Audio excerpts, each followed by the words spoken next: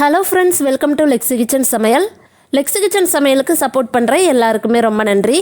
இன்றைக்கி நம்மளோட சேனலில் பெரியவங்கள்லேருந்து சின்ன குழந்தைங்க வரைக்கும் எல்லாருமே விரும்பி சாப்பிடக்கூடிய கிளிச்சை மீன் வறுவல் எப்படி செய்யலாங்கிறத இந்த வீடியோவில் பார்க்கலாம். இந்த வீடியோவை ஸ்கிப் பண்ணாமல் முழுசாக பாருங்கள். இந்த கிளிச்சை மீன் வறுவல் செய்கிறதுக்கு இன்றைக்கி ஒரு 3/4 கிலோ அளவுக்கு கிளிச்சை மீனை நல்லா கழுவி சுத்தம் பண்ணி தண்ணி எதுவும் இல்லாமல் எடுத்து வச்சுக்கலாம். சுத்தம் பண்ணி எடுத்து வச்சுருக்க மீனில் ஒரு கத்தியால் 2 பக்கத்துலையுமே கோடு போட்டுக்கலாம்.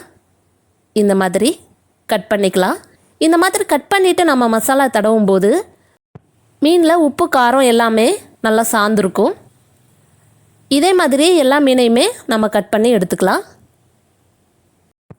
ஒரு அகலமான பாத்திரத்தில் 5 ஸ்பூன் அளவுக்கு ஃபிஷ் ஃப்ரை மசாலா சேர்த்துக்கலாம். இது பாக்கெட் மசாலா தான். அது கூடவே 3/4 ஸ்பூன் அளவுக்கு தனி மிளகாய்த்தூள் சேர்த்துக்கலாம். அது கூடவே 3 ஸ்பூன் அளவுக்கு கார்ன்ஃப்ளவர் மாவு சேர்த்துக்கலாம். சேர்த்துட்டு அது கூடவே அரை லெமனை பிழிஞ்சு விட்டுக்கலாம்.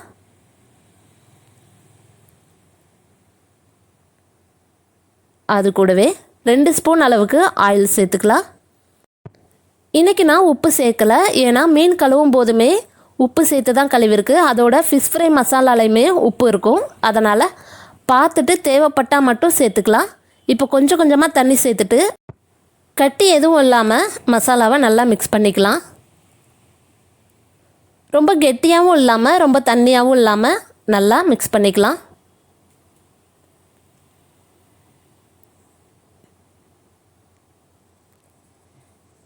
இப்போ கொஞ்சம் தண்ணி சேர்த்துட்டு நல்லா மிக்ஸ் பண்ணிக்கலாம்.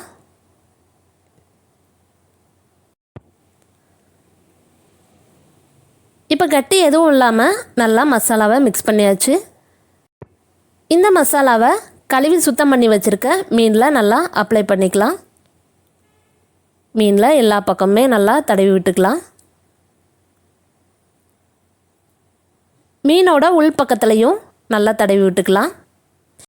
மசாலாவை மீனில் நல்லா தடவுனா தான் உப்பு காரம் எல்லாம் பிடிக்கும். அதனால் நல்லா தடவி விட்டுக்கலாம். இதே மாதிரி எல்லா மீன்லையுமே நல்லா மசாலாவை தடவிக்கலாம்.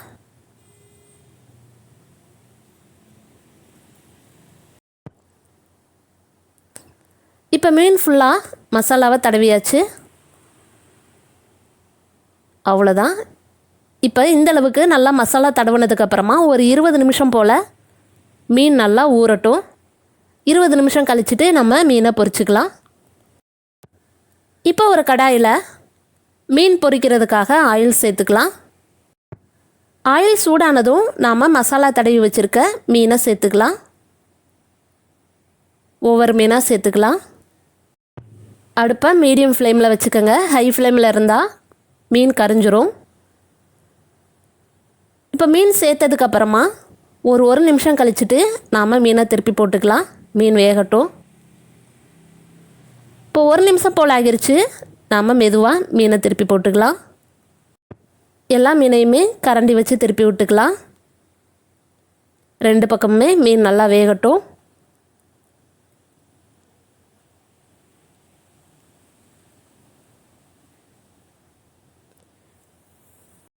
இந்த கிளிச்சை மீன் வறுவல் சாம்பார், ரசம், மீன் குழம்பு எல்லாத்துக்குமே ரொம்ப சூப்பராக இருக்கும்.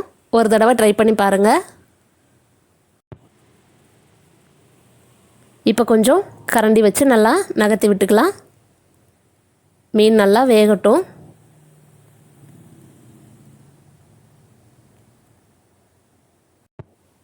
இப்போ 2 பக்கமுமே மீன் நல்லா வெந்துருச்சு.